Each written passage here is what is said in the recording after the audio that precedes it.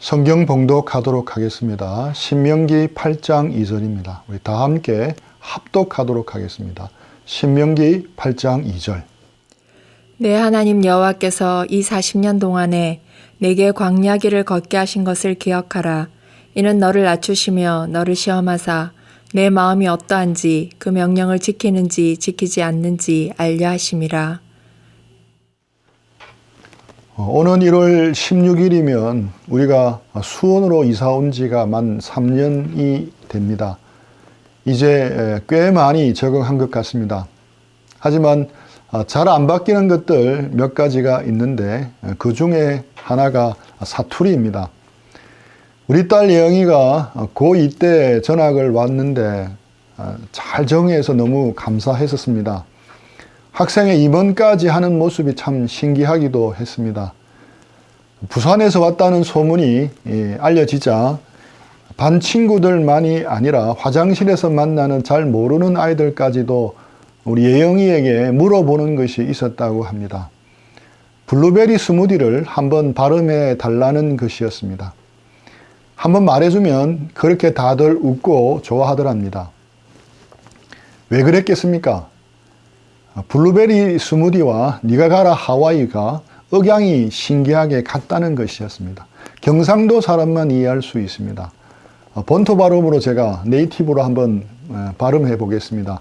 블루베리 스무디, 니가 가라 하와이. 신기하게 같지 않습니까? 몰랐는데 이런 것들이 꽤 있었습니다. 그리고 이 그림에 나오는 문장을 한번 읽어 보겠습니다. 어느 정도 높이까지 올라가는 거예요. 억양을 그림으로 표시하면 다음과 같습니다. 어느 정도 높이까지 올라가는 거예요. 그런데 서울 사람들은 또 다르게 읽는다고 합니다. 이렇게 읽는다고 하는데 읽기가 어렵지만 제가 한번 읽어보겠습니다. 어느 정도 높이까지 올라가는 거예요. 네, 신기하지 않습니까? 네. 오늘은 인생의 광야를 지날 때라는 제목으로 지난주에 이어서 말씀을 나누도록 하겠습니다. 광야를 좋아하는 사람은 아무도 없습니다. 우리는 광야보다 광장을 더 좋아합니다. 외로운 광야보다는 사람들이 모이는 광장을 더 좋아합니다. 우리는 광야보다 광어를 더 좋아합니다. 제대로 된 음식을 찾아보기 힘든 광야보다 풍성한 먹거리인 광어를 더 좋아합니다. 우리는 광야보다 광맥을 더 좋아합니다. 생존이 급한 광야보다는 돈벌이가 되는 광맥을 더 좋아합니다. 이처럼 우리 가운데 광야를 좋아하는 사람은 거의 없을 것입니다. 하지만 인생의 광야는 광장보다, 광어보다, 광맥보다 더 우리에게 소중한 기회가 될 수가 있습니다. 성경의 인물 가운데 요셉과 다니엘과 여호수아는 잘못한 일이 거의 없는 인물들입니다. 눈에 띄는 허물을 발견할 수가 없습니다. 물론 허물이 없는 사람이 어디 있겠습니까만 성경은 그들의 허물에 대해서 침묵하고 있습니다. 그런데 이들에게서 큰 허물이 발견되지 않는 이유가 무엇 때문이겠습니까? 그들에게 발견되는 공통 분모는 그들 모두 광야의 연단을 경험했다는 것입니다. 요셉은 노예와 감옥이라는 광야를 통과했습니다. 다니엘은 포로 생활이라는 광야를 통과했고 풀무불과 사자굴의 위협을 통과했습니다. 여호수아는 오랜 기다림의 광야를 통과했습니다. 인생의 광야는 분명 통과하기가 힘든 곳입니다. 하지만 인생의 광야가 우리 인생 가운데 만나는 여러 유혹의 바이러스와 시험 바이러스의 백신 역할을 감당함을 알아야 합니다. 사울과 다윗의 차이점은 무엇이겠습니까? 둘 다 시작할 때 배경은 비슷합니다. 둘 다 겸손했고 둘 다 외모가 출중했습니다. 둘 다 리더십이 있는 사람들이었습니다. 그러나 마지막은 달랐습니다. 사울은 무너졌고 다윗은 세워졌습니다. 그 차이가 무엇이겠습니까? 다윗에게는 광야가 있었지만 사울의 인생에는 광야가 없었기 때문입니다. 광야를 지나가는 연단이 없는 인생은 이처럼 약할 수밖에 없습니다. 여러 유혹들 앞에서, 여러 시험들 앞에서 속수무책으로 당하기 쉽습니다. 몇 번 넘어지면 일어설 힘이 없습니다. 그래서 인생의 광야가 없으면 광야에서 보낸 시간과 노력 이상으로 대가를 치르게 됨을 알 수 있습니다. 영국 최고의 전성기를 이룬 왕이 엘리자베스 1세입니다. 1644년 스페인의 무적 함대를 무력화시키고 대서양 해상권을 장악합니다. 엘리자베스 여왕의 강점은 그가 통과하고 참아낸 그의 인생 광야에서 찾을 수 있습니다.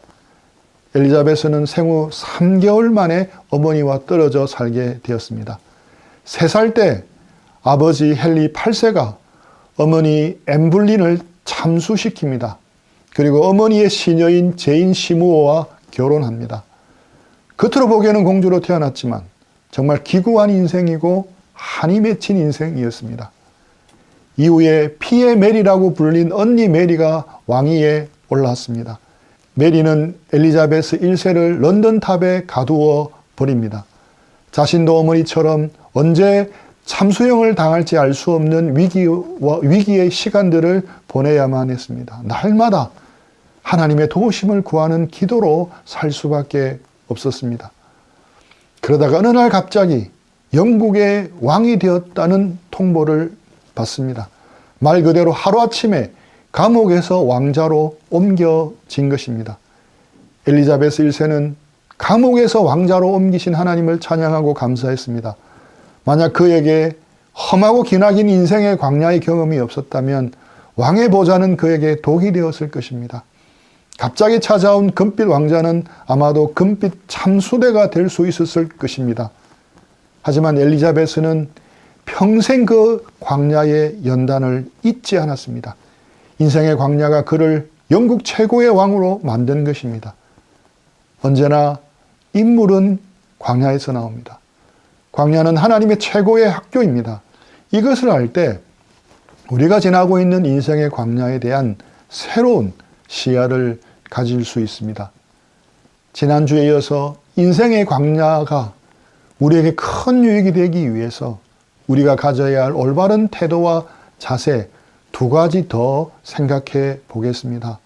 세 번째, 오아시스를 반드시 들러야 합니다. 출애굽기와 민수기를 읽어보면 이스라엘 백성들이 광야를 지날 때 하나님이 매일같이 만나와 메추라기를 주셨습니다. 그런데 물 문제는 어떻게 해결해 주셨는지에 대해 별 언급이 없습니다. 한두 번 반석을 쳐서 물이 터져 나오게 하신 일 외에는 없습니다. 그렇다면 물 문제를 어떻게 해결해 주셨겠습니까? 오아시스를 통해서입니다. 우리가 잘 알듯이 사막에는 오아시스가 있습니다. 이스라엘 백성들이 지나온 시내 광야에는 450여 개의 오아시스가 있다고 합니다. 성경에 이스라엘 백성이 광야를 지나다가 들렀던 곳들은 거의 다 오아시스라고 생각하면 됩니다. 이런 오아시스가 있었기 때문에 이스라엘 백성은 광야에서 40년간 살아남을 수 있었던 것입니다. 모세가 광야로 도망쳐 십보라를 만난 우물도 광야 한가운데 있는 오아시스였습니다. 여리고는 광야 한가운데 위치하고 있는데 어떻게 광야 한가운데 그런 도시가 생길 수 있었겠습니까? 오아시스가 있었기 때문입니다. 다윗이 왕으로 기름 부음 받은 후 사울을 피해 광야로 숨어 들어갔다가 13년 동안이나 쫓겨다닙니다. 그가 버틸 수 있었던 것은 광야에 오아시스가 있었기 때문입니다. 다윗이 숨어 지낸 엔게디에 가면 지금도 광야 한가운데서 폭포가 시원하게 떨어지는 것을 볼 수 있다고 합니다. 이처럼 광야에서 살아남을 수 있는 것은 어디엔가 오아시스가 감춰있기 때문입니다. 대상들이 사막을 통과할 수 있는 것은 중간중간에 오아시스가 있기 때문입니다. 하나님이 광야 같은 인생을 살아가는 우리에게 오아시스로 주신 것이 3가지가 있습니다. 예수님과 교회와 주일입니다. 예수님이 물 길러 나온 사마리아 여인에게 이렇게 말씀하셨습니다. 요한복음 14장 14절입니다. 내가 주는 물을 마시는 자는 영원히 목마르지 아니하리니 내가 주는 물은 그 속에서 영생하도록 솟아나는 샘물이 되리라. 예수님은 우리에게 영원히 목마르지 않는 생수를 주시는 분입니다. 이 여인은 예수님을 통해 생수를 마셨습니다.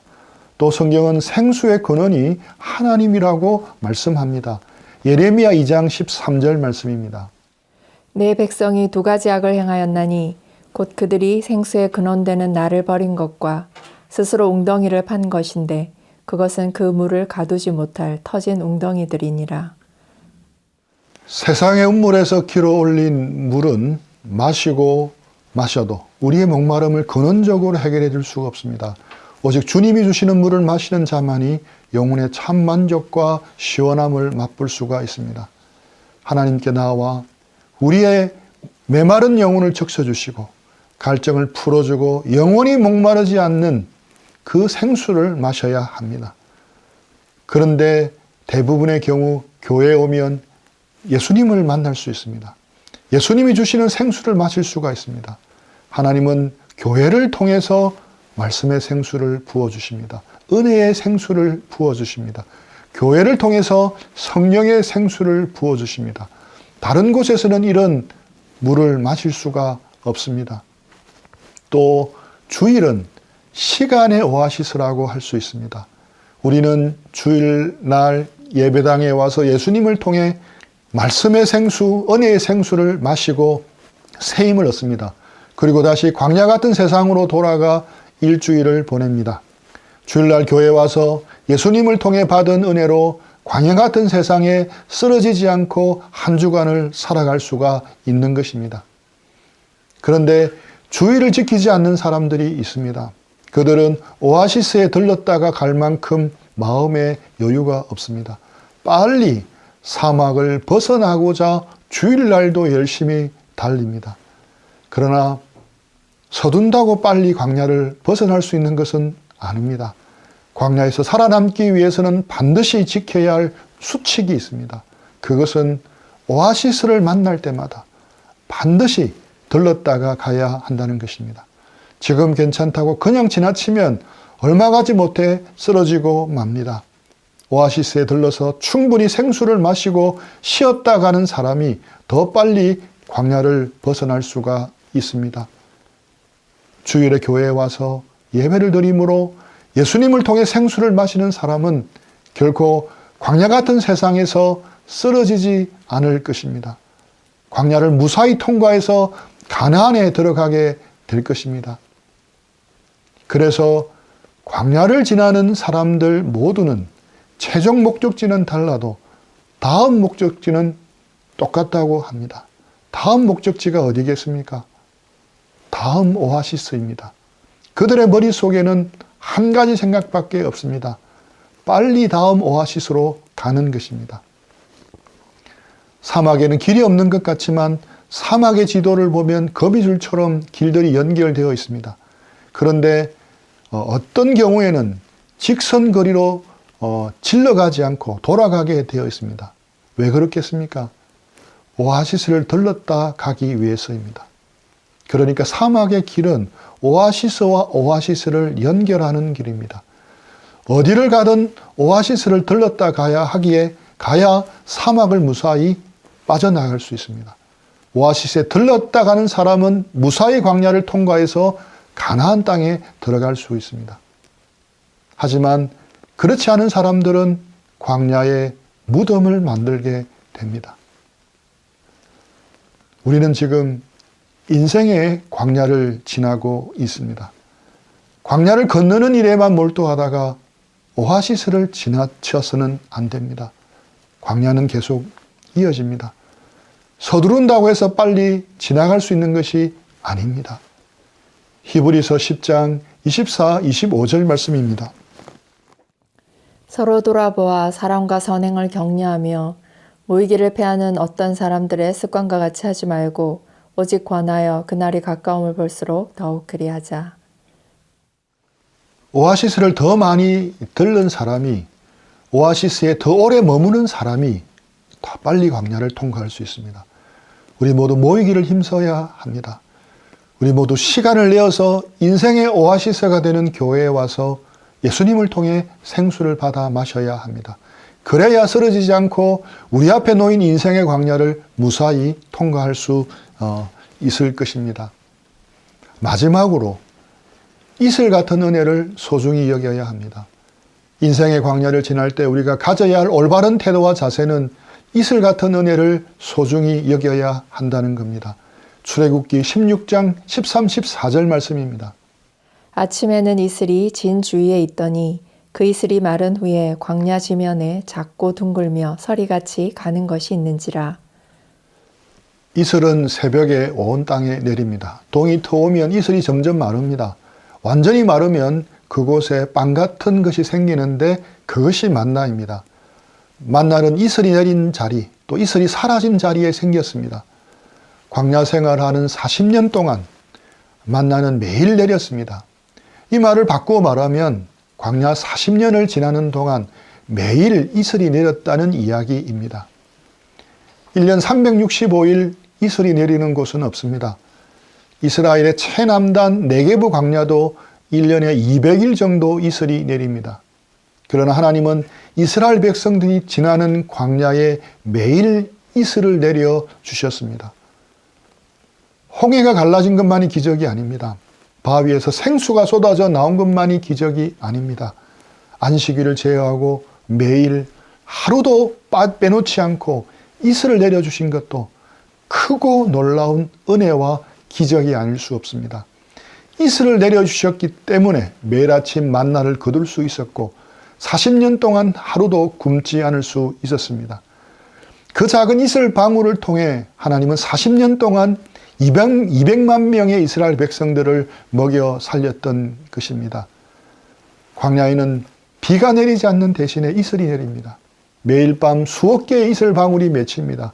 그것이 광야를 살립니다.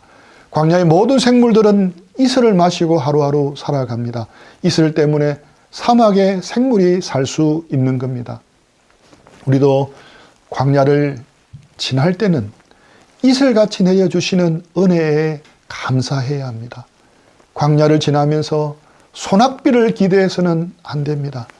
날마다 내려주시는 이슬에 만족해야 합니다. 이슬 같은 은혜와 축복만으로도 광야에서 충분히 버텨낼 수 있습니다. 에스겔서 34장 26절입니다. 내가 그들에게 복을 내리고 내 산 사방에 복을 내리며 때를 따라 소낙비를 내리되 복된 소낙비를 내리리라. 인생을 살다 보면 이처럼 하나님이 소낙비 같은 은혜를 내려주실 때가 있습니다. 하지만 이슬 같은 은혜를 내려주실 때가 훨씬 더 많습니다.